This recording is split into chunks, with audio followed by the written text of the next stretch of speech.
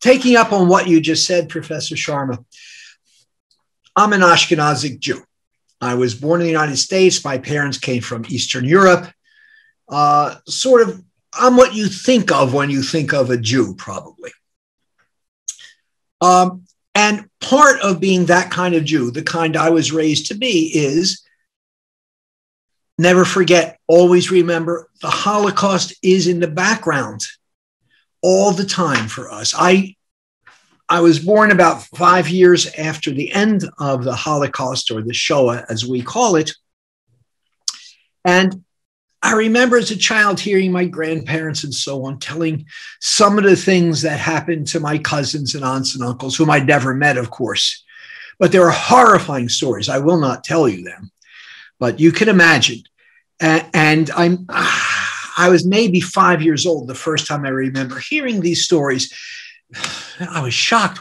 How could this happen? Why do they hate us? What's going on?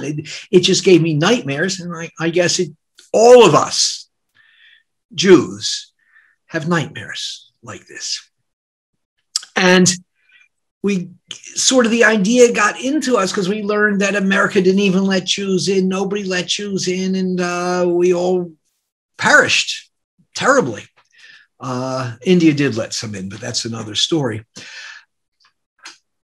And I just could not imagine not seeing the external world, everyone else, as implacably against us and filled with hatred and murderous hatred towards us.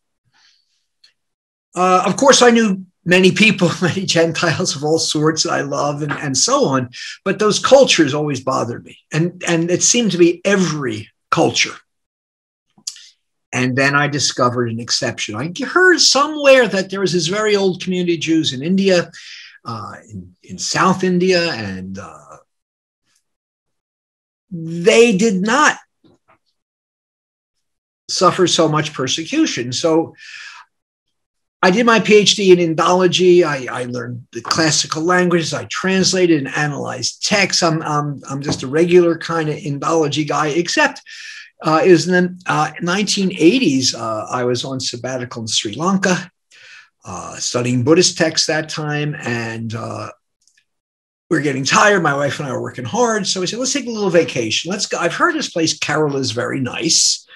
Let's go there. And I heard there's this old Jewish community there. So let's go see them. I'm curious.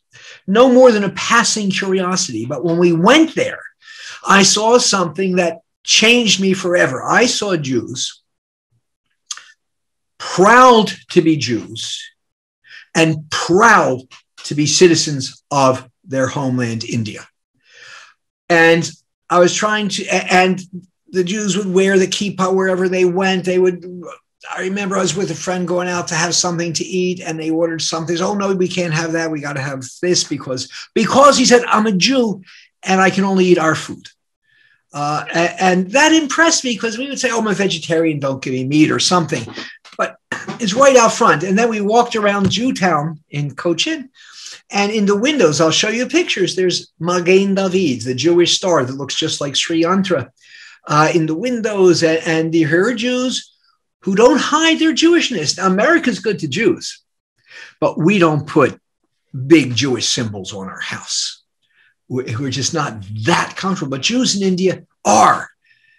And I remember talking with the leader of the community, a gentleman named Satu Koder, wonderful man, he's no more. And his one line got me. The word anti-Semitism, he said, does not exist in our Indian dictionary. And I realized that's why these Jews are the way they are. That's why these Jews are open. That's why these Jews have so many friends who are Christian, who are Hindu, Zoroastrian, Parsi, Jain, Muslim, whatever they are. They got along in a way that at best is stilted and artificial in my country. I was very impressed. I had to understand this phenomenon. What does it mean? Who are the Jews of India? What does it mean to be a Jew for whom persecution is not ingrained into their memories? So that's who the Jews of India are, and that's the story I want to tell you. Now, I'm going to use illustrations, slides, and these are all, whoa, I picked up the wrong thing. How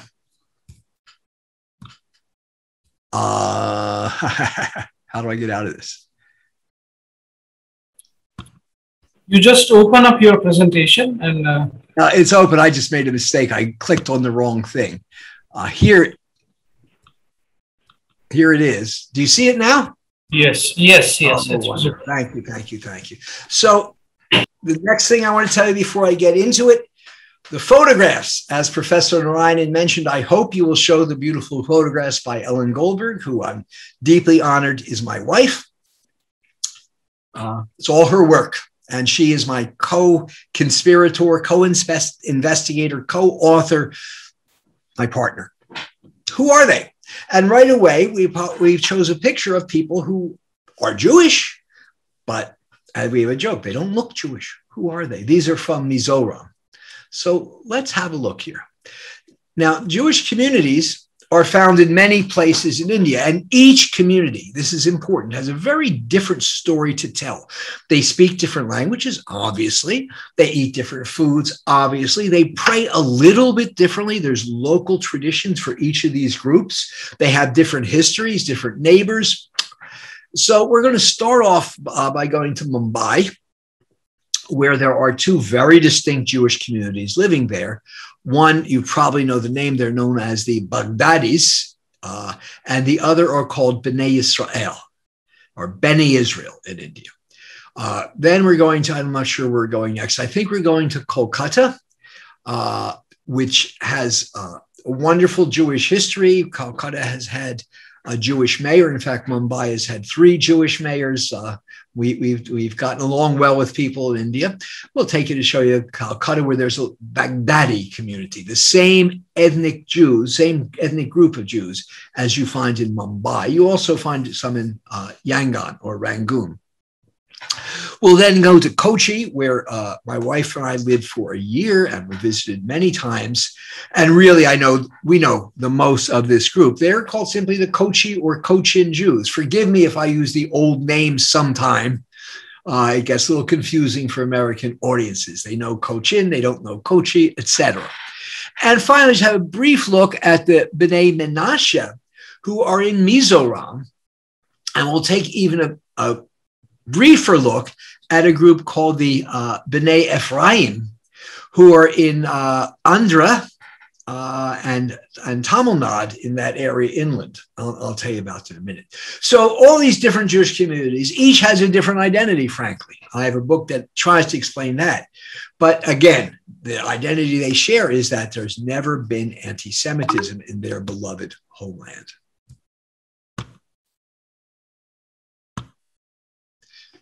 So here's a little picture just from around India. You see 4 synagogues here, and the upper left is in Kolkata, and it's named Beth El, House of God.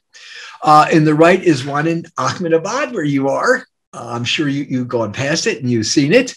And on the lower left is the most well-known synagogue in Mumbai, the beautiful Knesset Eliyahu. And on the lower right is the entrance to a very modest synagogue in New Delhi, because there's not traditionally a Jewish community there, but just some Jews who live there. They have a little place. And here's 2 women. The one at the top is from the Bene Israel community in the rural Konkan. And I love that photo. In fact, that has been plagiarized and lifted and republished countless times. So I guess it must be good. And in the bottom is a picture from Mizoram of what are called the Bene Menashe community. All right, so let's start to look at Mumbai. I will start with the very tiny community nowadays, but the one that has left maybe the biggest impact on Mumbai, certainly a big one. And then they are known in India as Baghdadis, although they did not all come from Baghdadi. In fact, the Mumbai community began with a gentleman who you see in the upper center photo. The gentleman sitting down is Sheikh David Sassoon. I bet you've heard that name, David Sassoon, and his three sons. He came in the early 19th century and set up shop. What was going on? He's from Basra in southern Iraq. And back at that time, there was a war between Basra and neighboring states. It was basically like we had more recently, Iran-Iraq war. Nobody won. But the sheikh of the Pasha, I guess it is, of Basra, lost all his money in the war on armaments and this and that. So what does a king do when he loses a war and loses his money in the war? And I'm sorry, the answer is pretty universal in Europe or even in Iraq and so on. You steal the money from the Jews to make it up. And that's what he did. And the Pasha Daoud had a treasurer, like a secretary of the treasury or something like that. And that was David Sassoon. He was a very wealthy man, a businessman. And so the Pasha took the money from Sassoon, and Sassoon said, look, I don't mind losing the money, but this is not a place for Jews to live anymore if this happens. And he said, I've heard somewhere that in India, someplace called Bombay, the British are starting up with something big. Let me go there and try my hand. So he goes to Mumbai and he starts up and he starts his business. And his first business, not a great point of honor, but true. He was in the opium trade and trading opium to China. Well, that's a long story. That's a fascinating story, how he did it and all. But he made his fortune there, but realized after the Opium Wars that that was not a stable business anymore. So he went into real estate. He went into shipping. Maybe you know the Sassoon docks in Mumbai, where it was shipbuilders and it was the main harbor and so forth in Mumbai. I'll show you some other things that his impact on that city. And he went into textiles finally. And that was his biggest business. He started up factories and mills.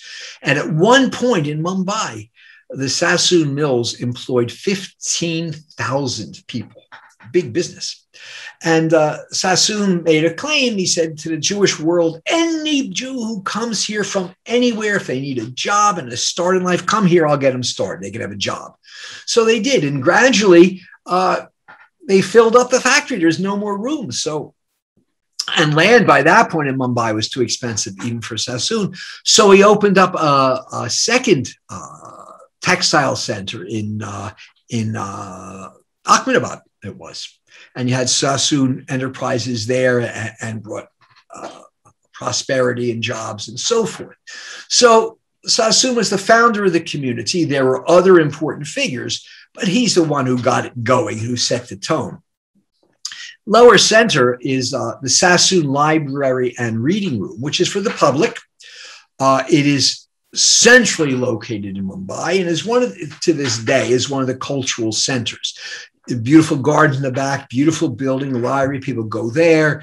There are newspapers, there are books, they read, they have seminars, they have little musical concerts. It is a cultural force today, even in Mumbai. And in the left, you see the first Magen Avraham in Baikala. And he opened up the first Bagdadi synagogue, that is for his community. In the upper right, he opened up Knesset Eliyahu in Fort of Mumbai, 1883. And these are the two main Baghdadi synagogues. I'll show you others soon. They are magnificent. They are gorgeous things. A little sidebar to the story of Jewish community in Mumbai is the Jewish role in Bollywood. Now, maybe you know this, maybe you don't. But especially when Bollywood was getting started, Jews were very engaged, especially Jewish women, because Hindu women, it's not modest enough. Muslim windows, no. But the Jewish women are sort of, what's the word? The Jews were a little more secularized, modernized, whatever the word is. So some of the women there became the biggest starlets in Mumbai. And you had Jewish actors, David Abraham, you may know, Uncle David. This is Pramila.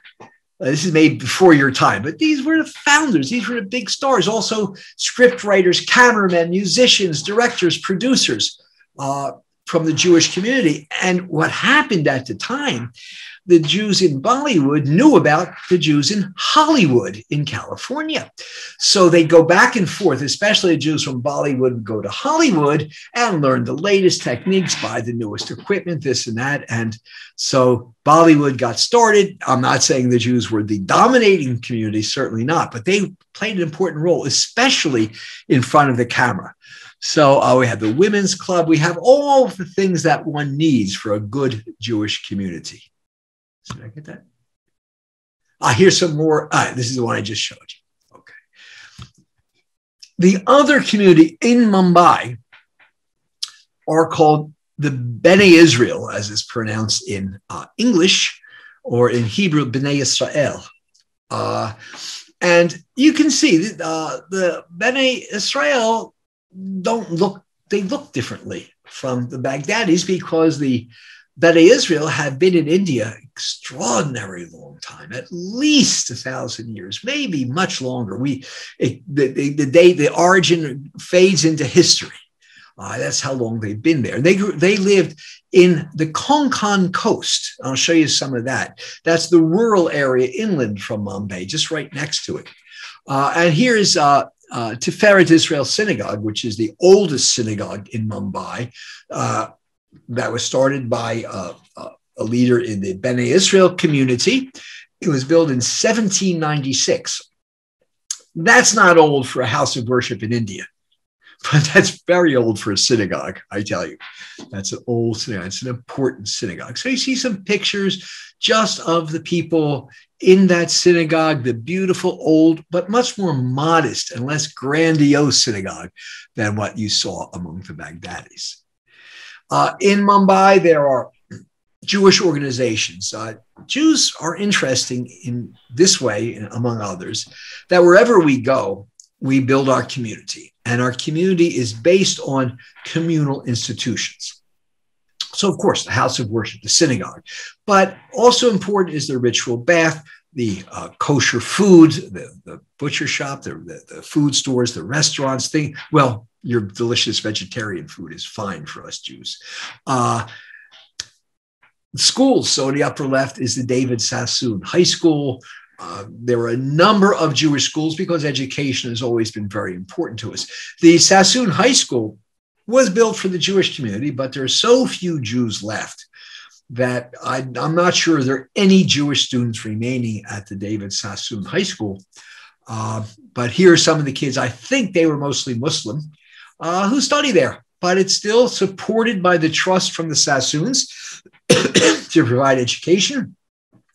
And doesn't matter who gets educated. You find other organizations too. You have ORT, O-R-T, excuse me, which is a French Jewish organization that trains Jews all over the world to get employable skills. Nowadays, that's computer. It was different things at different times. But ORT has been active in Mumbai for quite a while. One of the first places we visited.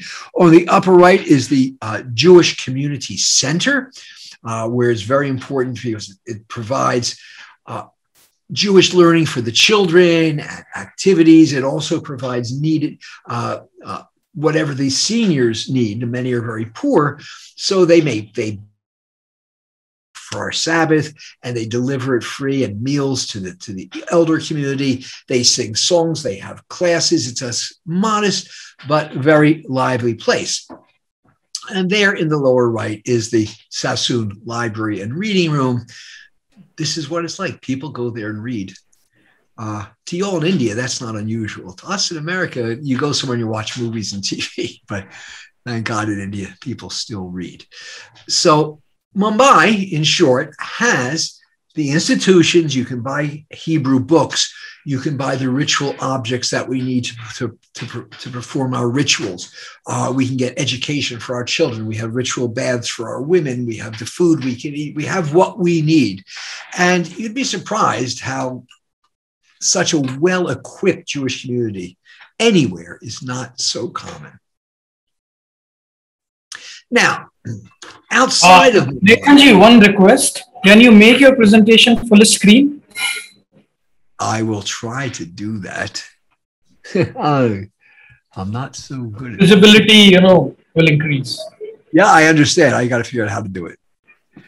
Oops, that wasn't good. Ah, darn it. You just click on slideshow and then go from this slide, from the upper button on the slideshow, Ralph. I'm looking for slideshow. Can you find where's the slideshow? Yeah, they asked me to expand the. How did you get into that? I tried to expand. Okay, so where's your? We're getting help here. Yes, take your time. There it is. Yeah. You got it now? Not yet. You see it?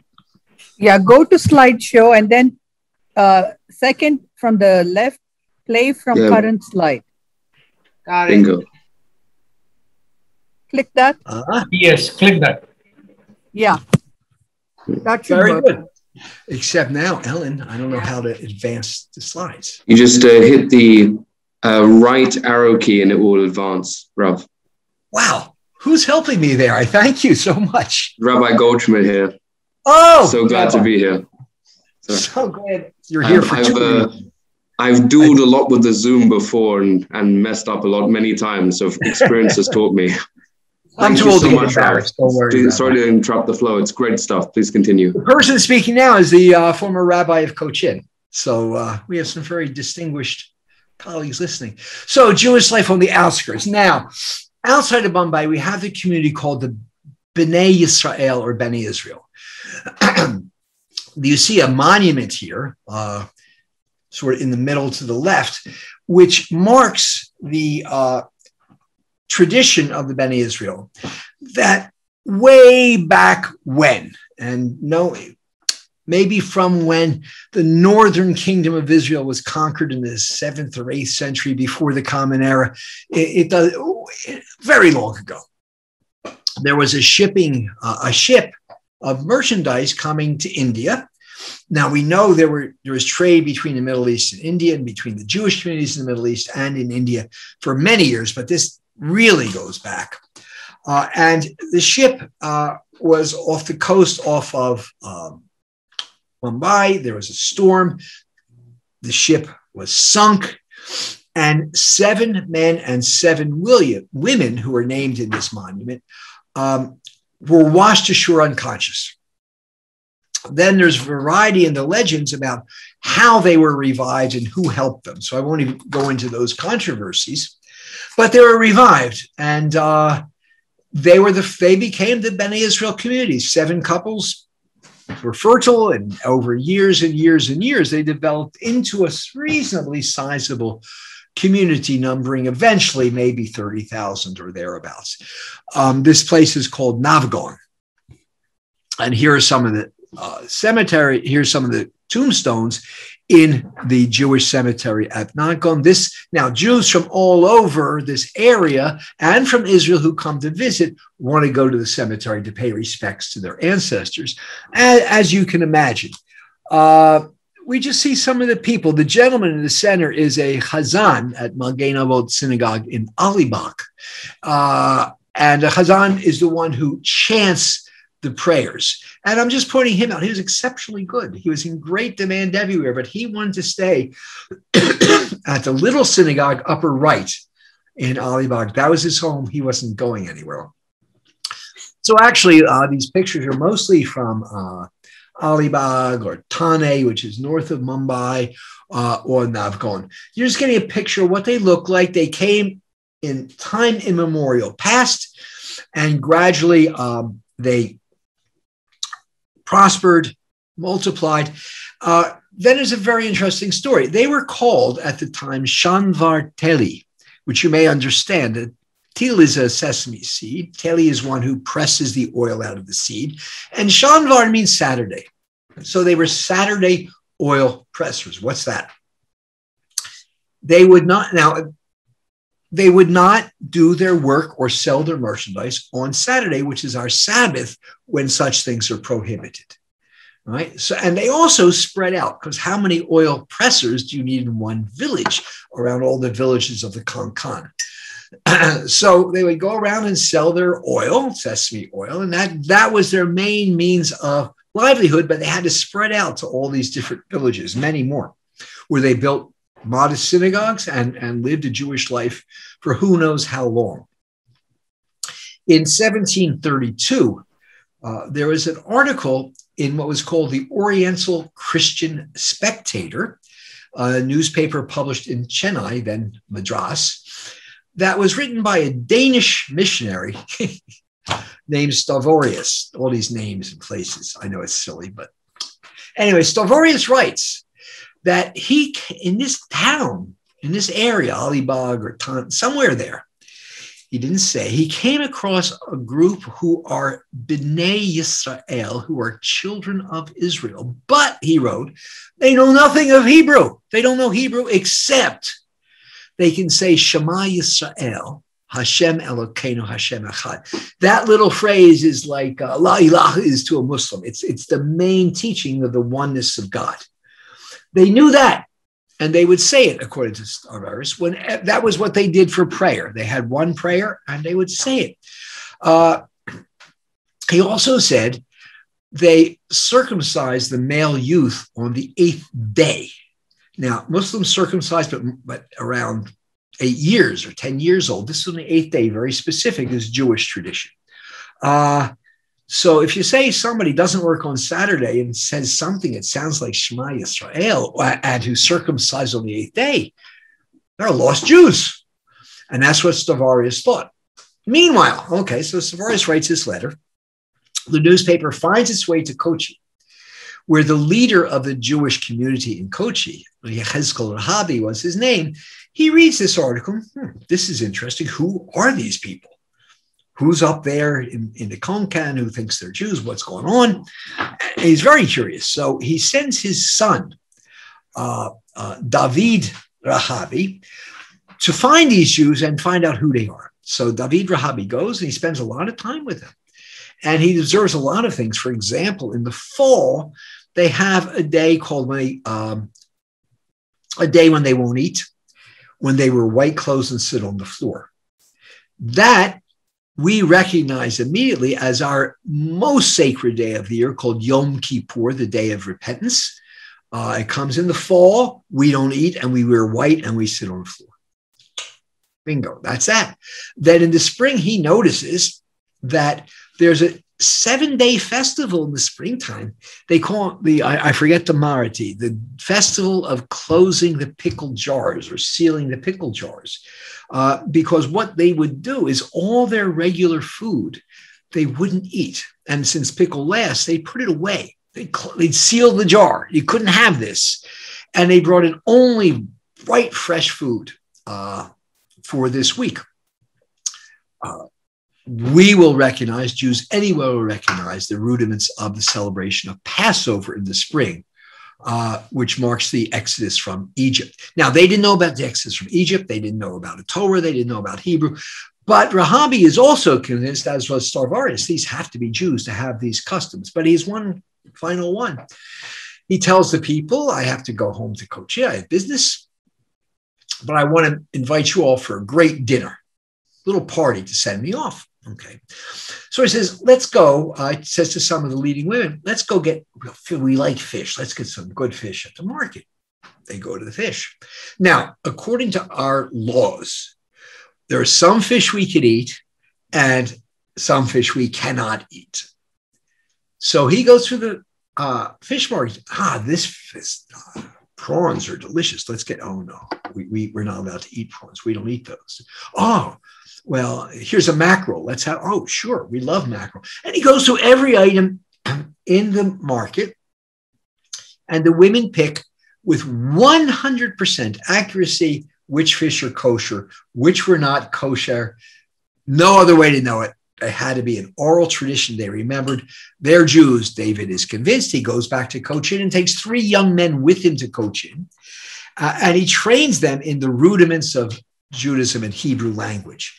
And they go back after 3 years to their home, and they become the Qazi, which is a Muslim world. They're religious leaders in that area. So we get gradually, they learn more Judaism. They're learning. Then, of course, who else comes to this area?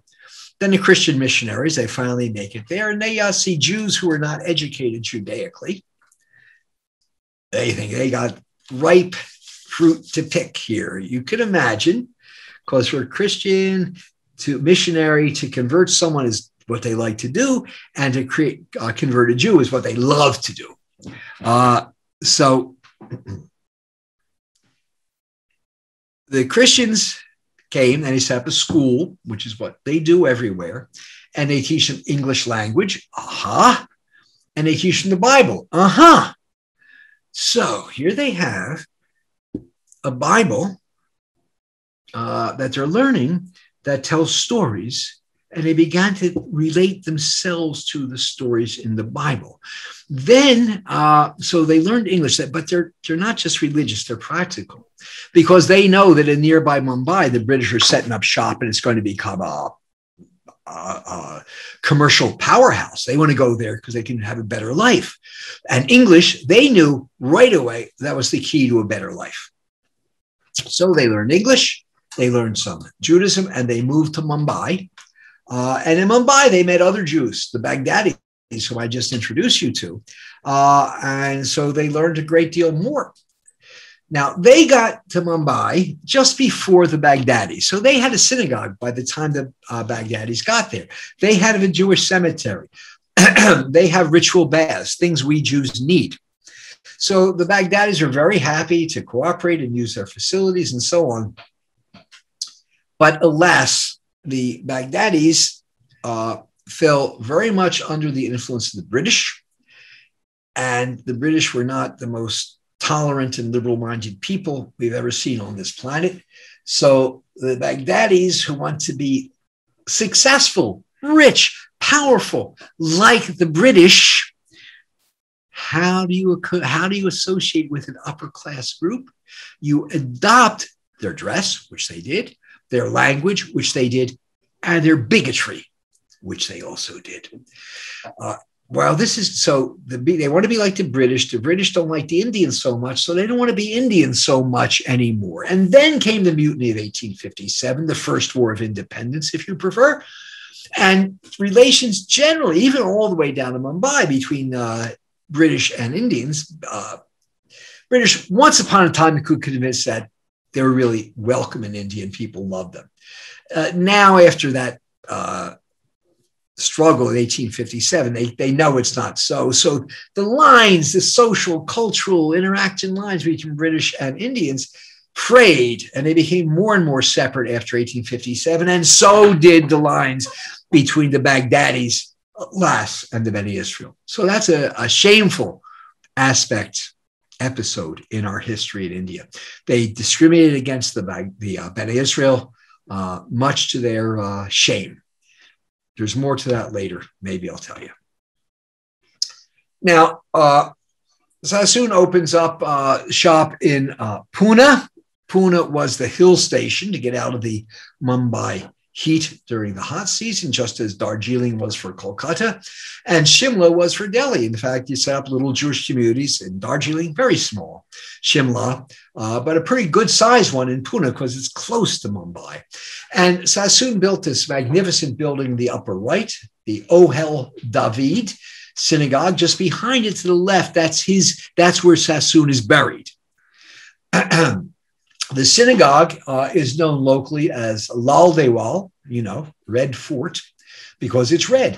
And I found out when we were in Pune, a lot of people, regular people, I can speak a little Hindi, so I could speak to people. Most people had no idea this was a synagogue. They just thought it was some kind of church. On the lower left is Sukkot Shlomo Synagogue in Pune. And that was started by the Bene Israel community.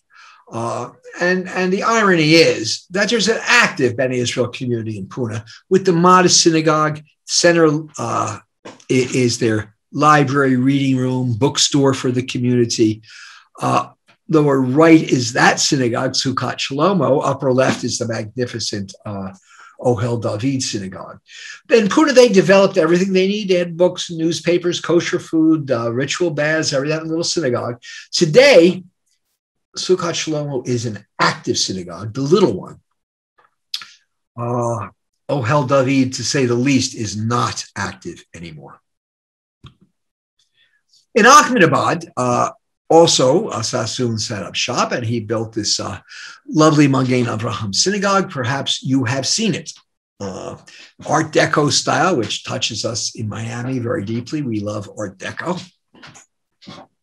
And they said this is the exterior and the interior of the Magen Avraham. Here are just some people. Now, in the lower right is the zoo of Ahmedabad, especially a children's zoo. And that came about because the gentleman lower center, David Rubin. You may know the name. No doubt you know his wife, whose name I know well, just went out of my mind, a very famous English language novelist in India. Esther David. Esther David, thank you. Esther David. And her son named, didn't get that one. Esther David, whom you know, and her son, who's also a novelist now. So Robin David, Esther Robin David, and David Rubin. So David Rubin was a naturalist. He would be big game hunter. He'd lead people going and getting, shooting animals, riding around until he loved nature. And then he had a big change of heart. He no longer wanted to harm animals. Rather, he wanted to protect them. So he became a naturalist, an environmentalist, one of the first in India, frankly. And he was interested in wildlife rescue and protection. So he started up this children's zoo, which is very popular and very active. And so David Rubin's name is long associated with this beloved place in Ahmedabad. You know it, I'm sure. If you have children in Ahmedabad, you know it. Here is a ceremony in the lower left in the Ahmedabad synagogue. Now, let's jump across the country and go to Kolkata. Now, you know Kolkata. Jewish Calcutta. What was it like? So there were three main synagogues. On the upper right is Beth El. This is a popular photo, just to us, it's so incongruous for the rickshaw wall in front of the synagogue, and that's the interior.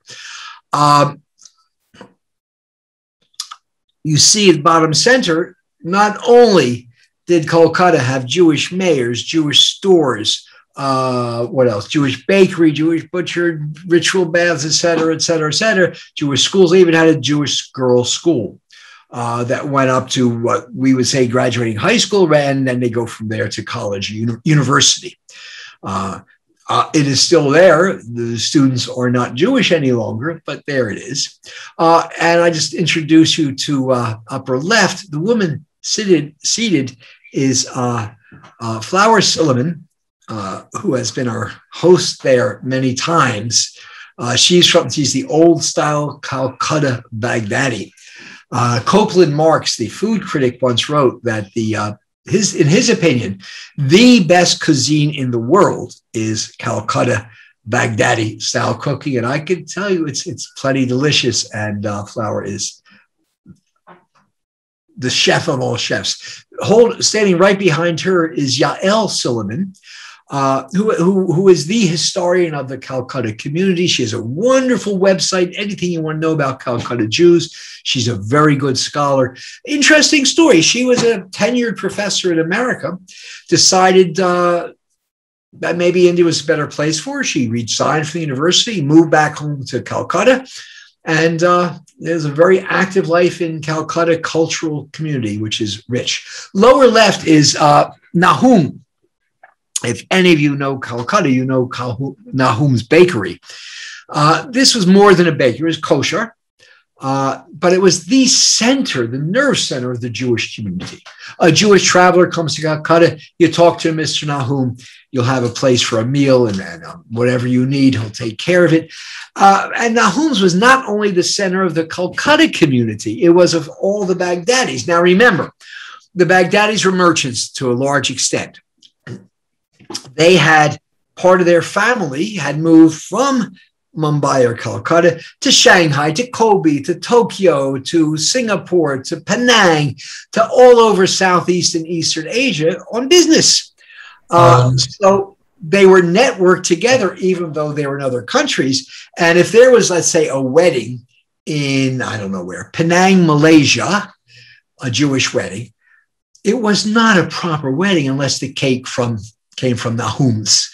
So he'd bake the cake, and there's all the shipping. They'd send the cake for the wedding. That is what I'm trying to get across, is that this wasn't exactly an Indian Jewish community. They were a transnational community. Even though they were based in India, all their relatives were spread out in other places in Asia, and they transacted business and relationship and affairs. So, Kochi, this is the oldest Jewish community in India. You know about Kochi, it's a land of backwaters and fertility and spices and fishing and wonderful food and so forth. There's the fishing nets, there's the backwaters. It's just a magnificent, magnificent state in India. And this, as you were mentioning, when the Oliver Cromwell petitioned the King of England to allow the Jews to return after being expelled, we got expelled everywhere, sometimes let back in. When he petitioned, he said, "Listen, Your Majesty, look at the Maharaja of Cochin. He welcomes the Jews to his place, and their place is very prosperous and advanced. We should do no less." So it didn't work, but it was a nice thought. Eventually, it did. So, first place I want to take to us is Jewish Kochi, the town itself, the area known as Jewtown, upper right. Western Jews are horrified when they see that sign, because Jewtown was always a racist put down, but here it's just descriptive. Jewtown's next to Brahmin town, and it's next to Gujarati town.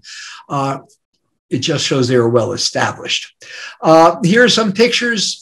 In the center lower are the Torah scrolls. This is written by hand on parchment by a special person, a scribe, and this is our sacred text, most sacred text. And these are the scrolls. Rabbi, you've seen these many times. And look at that.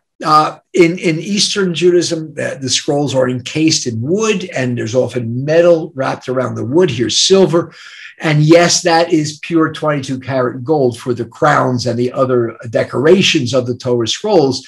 And in fact, second from right, that Torah scroll, the Torah crown, which is 22 karat gold encased and studded with rubies, sapphires, and emeralds, was a gift to the synagogue in 1803 from the Maharaja, not even of Cochin, but of Travancore.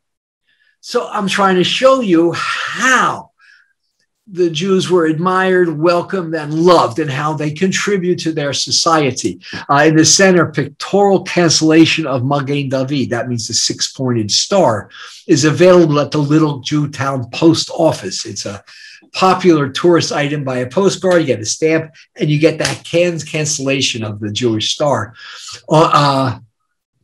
On the left is Rima Salem.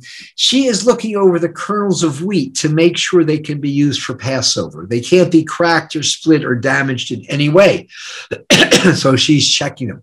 Notice the Jewish stars in the grill work in the window. That's Cochin. And we get different kinds of people. Upper center, the top is some Jews visiting from Mumbai, because Jews in Mumbai like to go for the holidays to Cochin, because in their tradition, the Cochin Jews really do it right. They were certainly very well educated. It's quite amazing. Jewish law requires all kinds of remarkably meticulously done documents. Most of these documents aren't even written in Hebrew, but in Aramaic. So you have to learn not only Hebrew, but Aramaic. And very sensitive things like conversions and divorces and so forth were done through a legal process and ended up with these documents. Quite amazing, quite amazing. These documents written in Cochin are to this day accepted universally in the Jewish world, which means that the level of Jewish knowledge of the men in Cochin was respected globally. And Jews who are listening know that it's very hot topic is who has the right kind of conversion document, who has the right kind of marriage document. If they were from Cochin, they were valid to this day. The men knew a lot.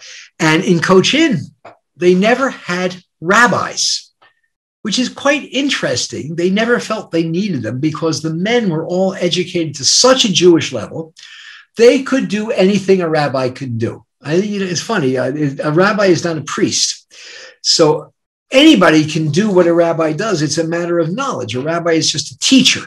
He doesn't have a special status like a priest in either Hinduism or in Judaism in certain instances. So there we are. We see the Jews from all over. They had no rabbis, but they were so well educated in their own little schools that their documents were accepted universally. That's saying a great deal. Hindu-Jewish syncretism. The picture on the right is a little bit of a joke. My wife was waiting. Every morning, a guy would come bringing this cow to everybody's house in case they wanted fresh milk every day, and everybody did. That's also the right way to do it according to Jewish law. So my wife waited. Okay, one day there's there at the cow. She has her camera. She goes to the gate to the synagogue courtyard. There you see the Jewish stars and the candelabras, Jewish candelabras in the grillwork. So she brought the cow to the gate and said, aha, Hinduism meets Judaism. It's lighthearted, but it makes a very important point. The one on the left is more serious. That picture is taken from the window of the sitting room of the Maharaj of Cochin. The spherical or conical shaped building there is the Maharaj's private Hindu temple. That became open to the public, of course, later. And these tiled buildings in the foreground, that's all part of the temple complex. Okay? Then you see there's a wall, and there's another building on the other side of the wall. And you see this funny looking building shooting up there. That's the clock tower of the synagogue. And to the right of the clock tower is the synagogue. Look at that. When the Jews came to Cochin, the Maharaja gives them land next to his palace and his Hindu temple to be his closest neighbors. I remember when the first time we visited in the 80s, my wife is in the women's section with the women, and one of the women leans over to my wife and says, listen, you can hear there's some prayers going on at the Hindu temple next door. She smiles. Sometimes we can hear their prayers during our prayer services, and sometimes they can hear our prayers. She said nothing more, just a beautiful smile, that is the way it should be, that there's one God who hears prayers in Hebrew and hears prayers in Sanskrit, and that here you find that rather abstract theological idea concretized in the buildings right there, the most important buildings in Cochin, the palace and the synagogue. This is remarkable. This is nowhere else in the world.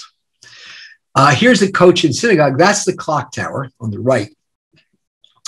And the faces are, clock faces are in Hebrew. That's the one you're looking at. On the far side is one in Roman numerals, because that faced the harbor so people from different countries could read the time. And on the right, it's in Indian numbers because that's in the town. So the Jews had it in Hebrew, everybody had it in Indian numbers, and the foreigners had it in Roman numerals. That little thing at the bottom is the ritual bath in the synagogue. And this was used before a wedding. The young women would go to this bath for ritual immersion prior to the wedding. I've never seen this in other Jewish communities, but almost every house had their own ritual bath in it that they would use for family purposes, whereas the synagogue ritual bath was for more public purposes. Quite remarkable. And the left, you see, this is built into the wall of the synagogue, and it says the inscription on this slab is the cornerstone of the original, the first synagogue in Kochi, 1344. Amazing. This synagogue in Cochin was built in 1568, which is also remarkable, and I'll show it to you.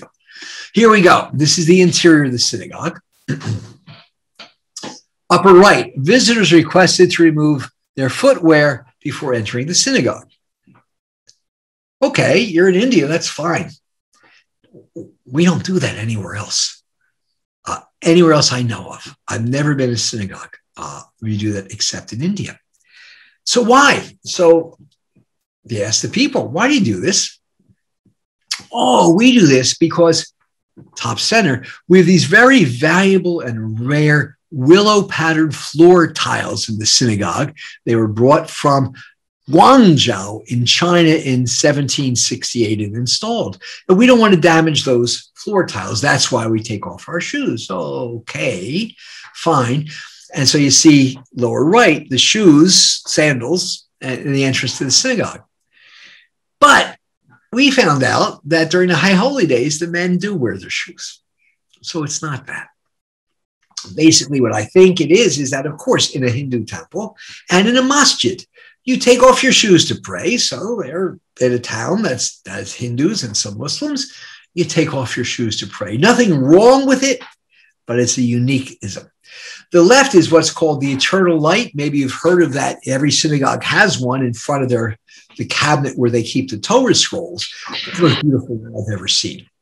And lower bottom picture is of the beautiful Belgian chandeliers that were imported to beautify the synagogues. Everything from China, from Belgium, from everywhere in the world, because the Jews were merchants. I cannot go into the long story of how the Jews celebrate their holidays. That was the center of a book. But you see in the center upper is Sarah Cohen lighting the lamps for Shabbat and holidays. Lower right is Rima Salem lighting the lamps. Now, Rima has what most Jews in the world have. That's standard candelabra. But in Cochin, traditionally, they use these teria, which are brass. They hold glass, and in the glass is coconut oil, and they float a wick, and that's the lamp they use. Much more elegant than the kind most Jews use. In the left is Yosef Halegos sounding the shofar, the ram's horn, that's a gazelle's horn actually, for our holidays, for the high holidays. And notice he's standing there on the floor tiles.